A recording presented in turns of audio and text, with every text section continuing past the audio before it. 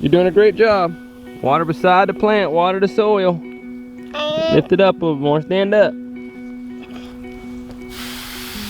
There you go, water that soil. Just like that.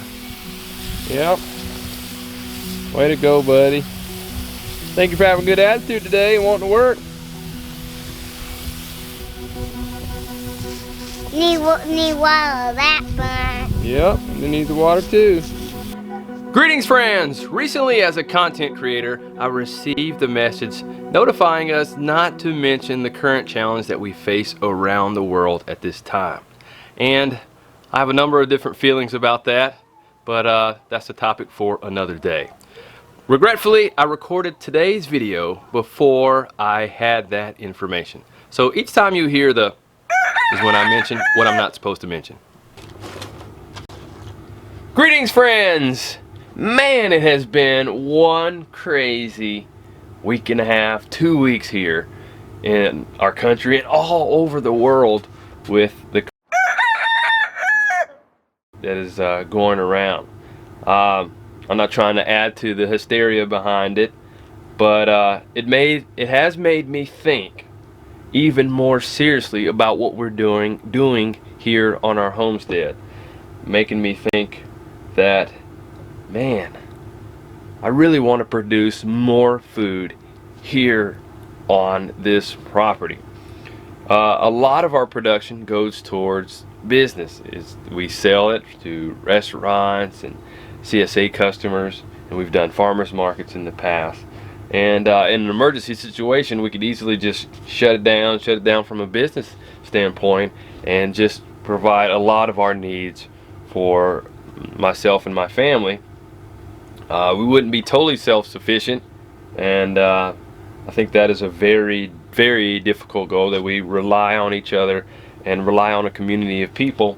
But with everything going on and the lockdowns and the closing, it has made me think that, hey, we need to produce more, and we also need to strengthen some of the community, the connection of people that we could work with going forward if there was some type of breakdown in our society, or lockdown for long terms, that we could easily barter and trade from what we produce on our homestead. So not to be too grave or negative, but it just has me thinking of these things. I said in a previous video that we didn't start homesteading with the intention of prepping, but as a homesteader there is preparation, there's a sense of being prudent about tough times ahead, and homesteading to be providing for your needs both now in good times, if they're good, and negative times and bad times and challenges when they do arise, because they always arise at some point or another.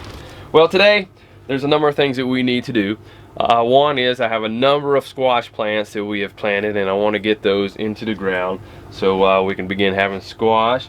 But with all that going in my mind, it's like, hey, I need to tap into our library here, our seed library, more, and start utilizing some more of our seeds and just growing more.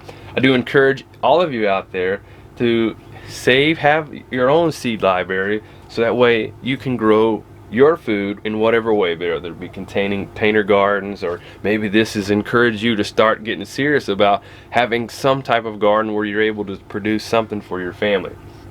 So I'm going to start growing. I'm going to go ahead and start some watermelons, cantaloupe, some of the things that really wasn't considering starting, wasn't a high priority item, but I think we're going to go ahead and start some of those today. So as I'm going through here, picking out my watermelon seeds, I'm also coming across corn seeds that I have, as well as some seeds that I'm pretty excited about that are from Peru, that are organic and heirloom, and they were kindly gifted to us by Yuri, one of our viewers, and I want to thank you very much for sending these to us. They got some muscadines and some other things in there, but I'm super excited about trying out the corn. I think we're going to grow it in the area that I've been working on, culling out those trees, so we'll try some corn there with the flowers, and maybe we'll even run some beans out them. So we'll have to see about starting those here pretty soon, maybe in the next week or so.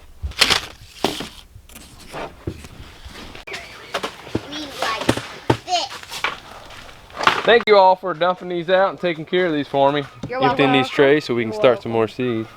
So, yeah, keep doing what you're doing, and then what we're gonna do is just dump this into our compost pile. I'm gonna take these and I'm gonna spray all these out really good. They're kind of gross, just to get them all clean. Sounds good. And then after that, what I'm thinking is we'll just go ahead and just start a whole bunch of more seeds. With everything that's going on right now, it's just making me think, grow more, grow more, grow more. That's right. So let's grow more, grow on.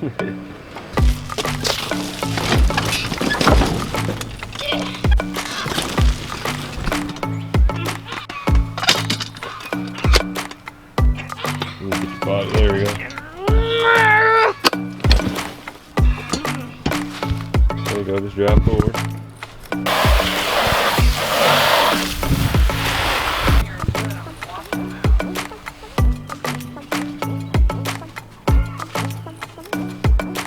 Look, I'm giving water to a little moth. You can see its proboscis. It rolled it up now. Or that's how it drinks. See, it's drinking the water. That is pretty cool.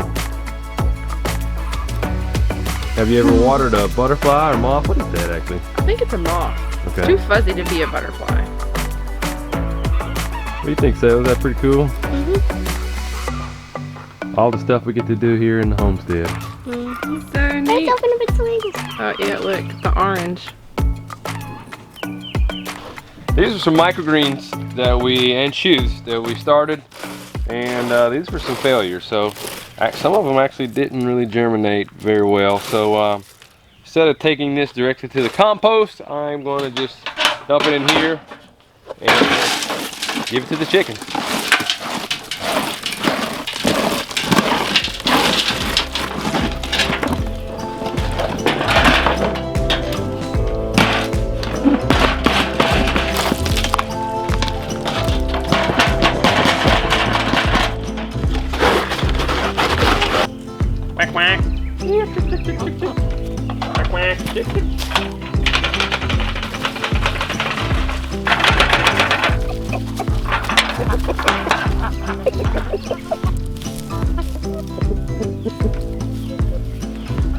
So it looks like most of the takers are chickens.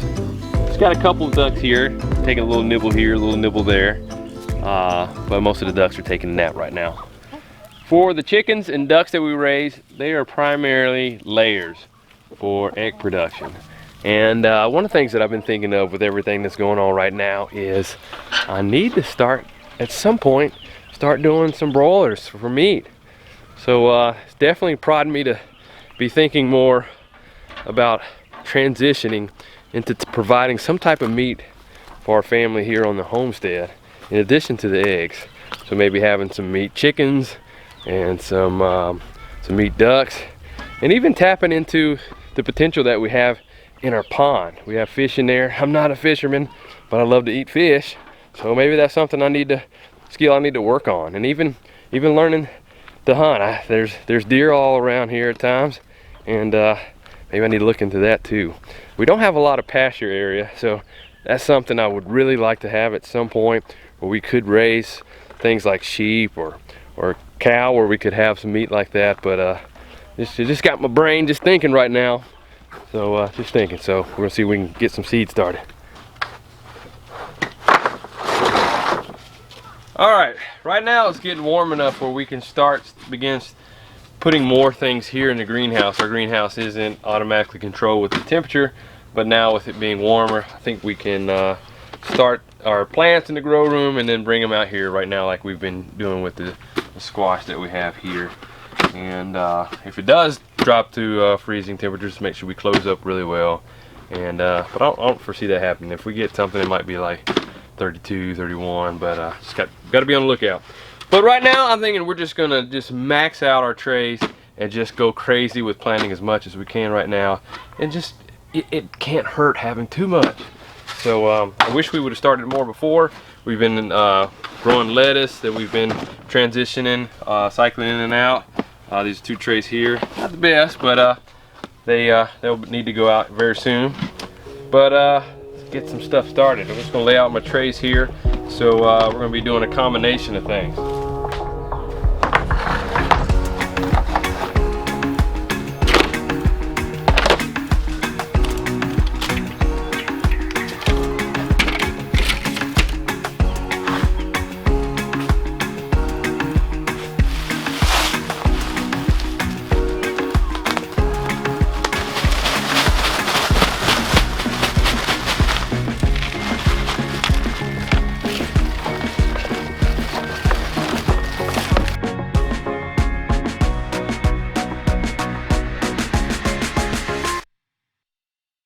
Alright, so we have loaded up a number of trays with potting mix that we got from our friend Adam at Dirt Craft Organics, and it is fantastic stuff. So if you haven't seen that video, make sure you check it out. But with everything that has been going on here on the homestead, with all the projects that we've had going on, like the yurt renovation, which we're putting on hold right now just because we're really trying to ramp up growing more food. That on top of all the things that I'm doing with culling out the trees in that area so we can start our orchard, and that's coming along well. I hope to wrap that up soon. But we have fruit trees coming from Stark Brothers, as well as berry bushes that will plan to be planting in that area probably at the next weekend or the beginning of next week. So that will help us to produce more food. But with everything that is going on out in the world right now, it has definitely put the prod in me to grow more and more food here on our homestead. But Lacie, you're doing a fine job right there watering our potting mix and getting it ready. But how has everything that's going on with that, how has it changed your perspective on homesteading, or what is it making you think right now? Well, it's really made me grateful that I took an interest in learning about foraging a couple years ago, and I've always like to be prepared for things. And you know, I've thought before, well, what if you were somewhere and you needed to know what you could eat and what you couldn't eat? Because if we did have to leave, or we were somewhere where we didn't have any food, you know, most people would walk right past food that's growing right there, and they wouldn't know it because they don't have the right information.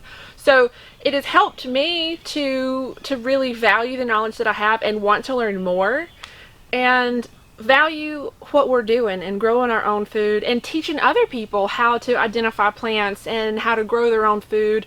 And it's so important to know, like, how to feed yourself. And that's essentially what we're doing. We're teaching ourselves and others how to feed themselves. Overall, the situation is negative, but there can be some good that comes out of this, and some of that can be inspiring some of you to get involved, not just be thinking about it, learning about it, but actually start doing something. And we're going to plan to do some videos upcoming about just wild edible plants that you can eat right in your yard. Some of you may not have a garden, but there may be things growing. Hopefully you're not putting pesticides and chemicals and all that and herbicides on your lawn, but there may be things just growing that could be food or medicine for you. Yeah. And but hopefully some of you will take the initiative, start growing more things, and start partnering up and striking relationships with people who are growing stuff. And your local farmers. Yeah. Like, we really need to support local farmers, and this is one way that we can do it, is buy local, and then you know it's right there. It's not shipped across the country. It's not handled by a lot of different people, and you just know what you're eating. Yeah, that's right. So in addition to food safety, you also are helping your local economy and developing those relationships with people. If everything did come down to a lockdown, you could still maybe barter with them and trade and do things like that. And have it delivered to your house. A lot of small farmers like we deliver to people.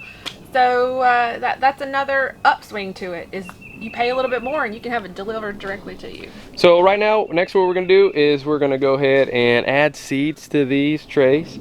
And some of the things I'm excited about growing are some watermelons from our friends at Baker Creek. So super bummed out that the spring planting festival won't be happening, but have to keep moving forward. So we'll work on this and then get out into the garden, because I have some squash here that needs to be transplanted right away. All right, so we're moving on from seed sowing, and I'm going to start transplanting these squash. And then as I'm doing that, Selah's going to be delivering some wood from the backside of the garden to our wood stack over there with the lawn tractors. She's ready to continue the practice of driving the lawn tractor around. Isn't that right? Yep.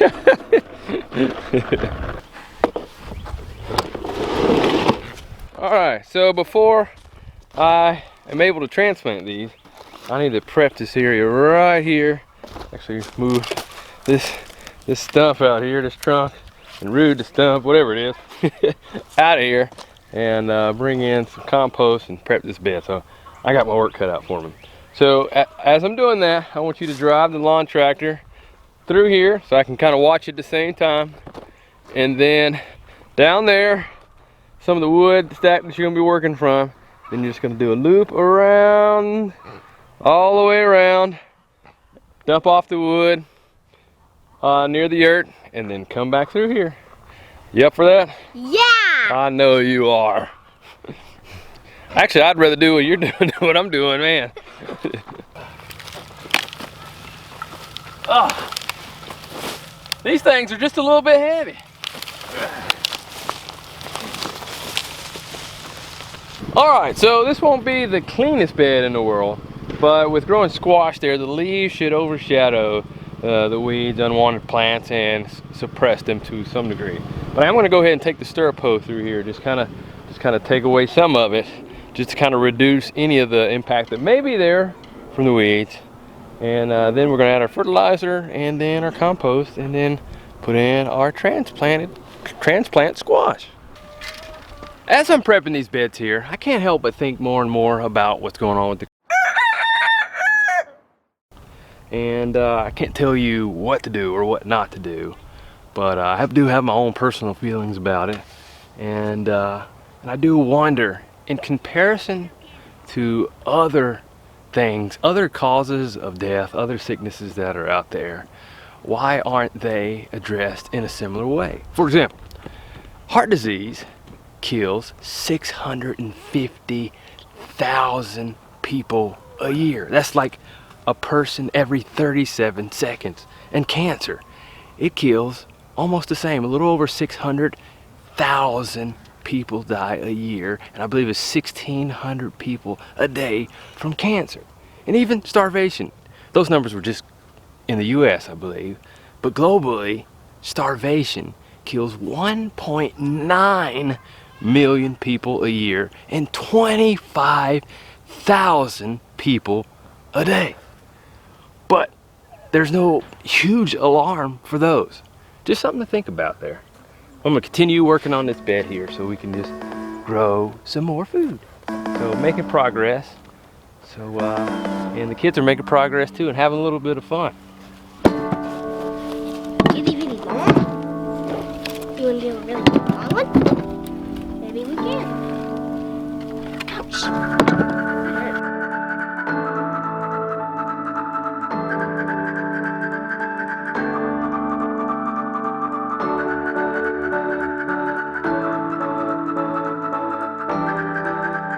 Alright, so that bed is prepped. I didn't till this bed to get it prepped. And this year my goal on the homestead is to do more and more no-till in the market garden, or all around the homestead for that matter. So it's going to require a little bit more use of compost and other things like that. But we're going to see how it goes.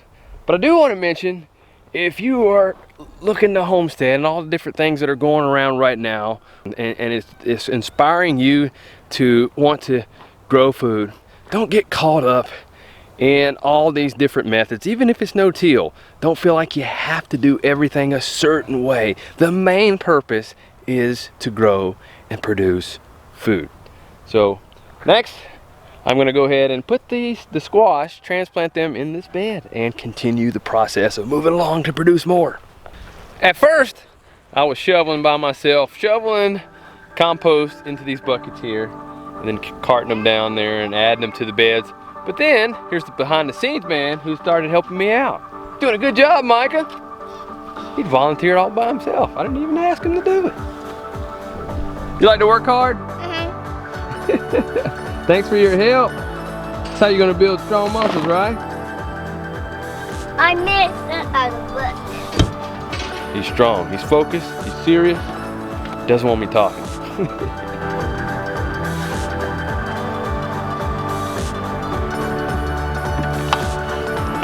Whoa, I'm impressed.